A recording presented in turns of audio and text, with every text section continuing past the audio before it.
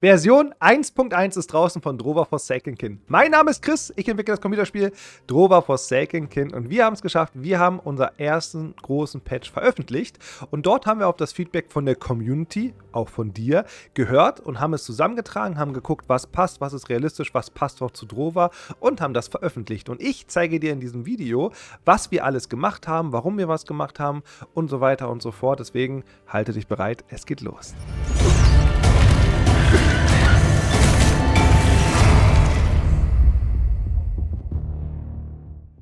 Punkt Nummer 1, Fast Travel. Fast Travel, muss ich sagen, ist ein sehr gefährliches Thema. Meine Nackenhaare gehen noch dann immer ein bisschen hoch, wenn ich das höre. Denn es ist sehr gefährlich, wie es implementiert wird oder wurde. Bei uns haben wir uns dafür deswegen entschieden, weil wir relativ viel Feedback bekommen haben, dass sich das sehr viele Leute wünschen. Und ich denke halt auch, dass es passend ist. Also, wie wir es passend eingebaut haben. Wir haben es natürlich mit einer Questreihe verbunden, die du machen musst oder eher gesagt kannst. Denn wenn du Fast Travel früh haben möchtest, sprich in Akt 1, musst du eine Questreihe finden, du musst die Questreihe lösen und du schaltest dann fahrende Händler frei, die dir auch noch verschiedene Waren anbieten und die in Drover verteilt sind. Das heißt, du musst zum Händler A laufen, um zum Händler B zu kommen, übertrieben gesagt, oder zu Location B. Das bedeutet, es ist nicht, ich drücke M und kann mich irgendwo hin teleportieren, sondern ich kann noch von A nach B, von Nemeton zum Ruinenlager oder zur Taverne halt reisen. Wenn du aber selber im Spiel voranschreitest, zum Beispiel ich ignoriere die Händler, ich komme Akt 2, dann schaltest du die frei, aber hast natürlich manche Bonus halt einfach nicht. Und es gibt natürlich noch durch eine Questreihe, schaltet man noch eine zusätzliche Location frei, aber das musst du natürlich selber entdecken. Und das ist, denke ich so, das passt ungefähr diese Richtung, wie wir uns das vorgestellt haben und es passt auch in Drover rein. Punkt Nummer 2 ist das Respecken. Denn im Endeffekt kann man bei uns, wenn du dich in eine Entscheidung, also wenn ich meine Attribute skille oder wenn ich Talente skille, ist das fix. Was wir jetzt eingebaut haben, ist, dass du durch eine Questreihe natürlich erst einen Trank des Vergessens oder so freischaltest. Den kannst du süppeln und dann vergisst du deine Talente und die kannst du dann respecken. Du vergisst aber oder du verlernst halt nicht deine Attribute. Das war uns persönlich sehr wichtig und natürlich auch ist es in der Welt integriert und man muss eine Questreihe machen und die Tränke sind sehr, sehr wertvoll. Punkt Nummer 3, Charakter Feedback Position oder wie wir es immer genannt haben. Und es geht quasi darum, dass du irgendwann gar nicht mehr weißt, wo von diesen Massen von NPCs, wo befindet sich eigentlich irgendjemand.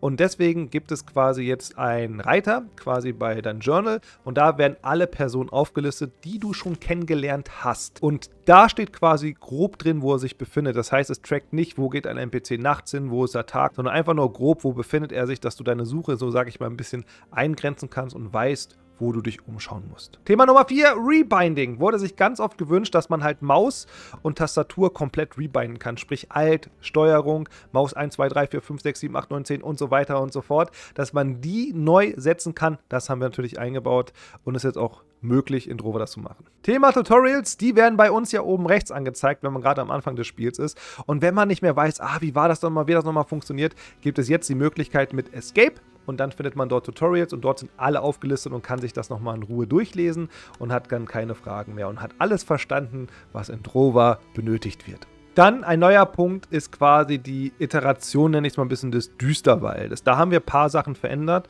und Achtung, Spoiler.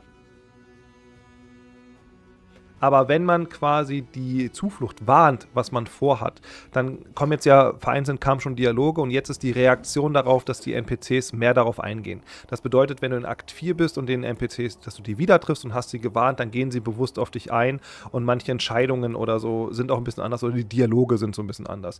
Das war uns sehr wichtig und die ganze Iteration mit dem Funken kam überhaupt nicht rüber. Denn im Endeffekt ist die Farbe des Funken abhängig davon, was du in dem Leuchtwald oder in dem Düsterwald getan hast. Und das haben wir jetzt auch stärker eingebaut, dass du dafür Hints findest und dass die Entscheidung auch mehr Gewicht hat. Zum Beispiel, wenn man Kay retten möchte später, weil er ja verletzt ist die Stärke wichtig, die dein Funken hat. Dementsprechend, ob du Kay retten kannst oder nicht retten kannst. Oder ob du ihn sofort retten kannst, sagen wir es mal so. Das haben wir eingebaut und noch viele kleine andere Sachen, aber die müsst ihr selber rausfinden. Wir haben auch noch kleine Sachen eingebaut, die ich einfach mal ein bisschen vorlese, die ganz spannend sind. Und zwar haben wir beim Favini-Encounter, wenn die dich gefangen genommen hat, dass du dann quasi Rache nehmen kannst und kannst sie nochmal aufsuchen, denn davor war sie weg. Und genauso haben wir es auch mit Lanzo gemacht, dass du jetzt eine Entscheidung mehr hast, dass du noch was mit ihm machen kannst und ihn in der Welt dann wiederfinden kannst. Das haben sich viele gewünscht. Dann haben wir das Boris-Relikt, was es ja gibt. Das kann man momentan nur klauen. Und da haben wir eingebaut, dass man auch einen Encounter hat, wenn du weißt, dass er es hat, dass du es ihm abkaufen kannst. Da musst du aber erst die Informationen Informationen zum Beispiel von Ede haben. Dann, was wir auch gemacht haben, was ich sehr cool finde, wir haben die Arena-Preise erhöht, denn da haben sich viele beschwert, dass es sich gar nicht so richtig rentiert für das Gold, was man da bekommt. Und manche hatten auch Probleme, dass der Kampf zu einfach war und wir haben uns entschieden, den Kampf nicht leichter zu machen. Das heißt, der Kampf bleibt so schwer, aber man kann jetzt quasi den Kampf manipulieren zu seinen Gunsten, wenn man das Geld hat und die Person weiß, die das macht. Die müsst ihr herausfinden und dann könnt ihr da ein bisschen Hilfe bekommen. Dann haben wir noch relativ viel Balancing gemacht. Da sind jetzt so ein paar Sachen, die ich persönlich ganz cool finde, ist, dass die Poise Bar von Gegnern jetzt nicht mehr, wenn sie sich regeneriert, so schnell regeneriert, sondern dass es ein bisschen langsamer geht. Also sie füllt sich langsamer und wir haben eingebaut, dass Vergiften jetzt allgemein stärker ist und zwar die Rüstung von Gegnern noch prozentual reduziert. Und dann haben wir an Talenten gearbeitet, ein paar Schadenzahlen, aber wie gesagt, das kann ich alles jetzt hier nicht vorlesen. Aber natürlich ist es mir wichtig, was du darüber denkst, deswegen schreib es auf jeden Fall in den Kommentaren, ob dir das gefällt, ob du darauf Bock hast und ich wünsche euch oder dir ganz, ganz, ganz viel Spaß mit Drova und wenn du Feedback hast, wir arbeiten jetzt an den Insane Patch und dort könnt ihr gerne auch Feedback dalassen, was ihr euch da noch so wünscht, was ihr euch da so vorstellt. Wir haben super viel Bock drauf, wir lieben die Zeit gerade mit euch, uns macht das ganz, ganz, ganz viel Spaß und ich hoffe, du hast genauso viel Spaß mit Drova. Damit bin ich raus und ich freue mich, dass wir uns nächsten Monat wiedersehen. Euer Chris.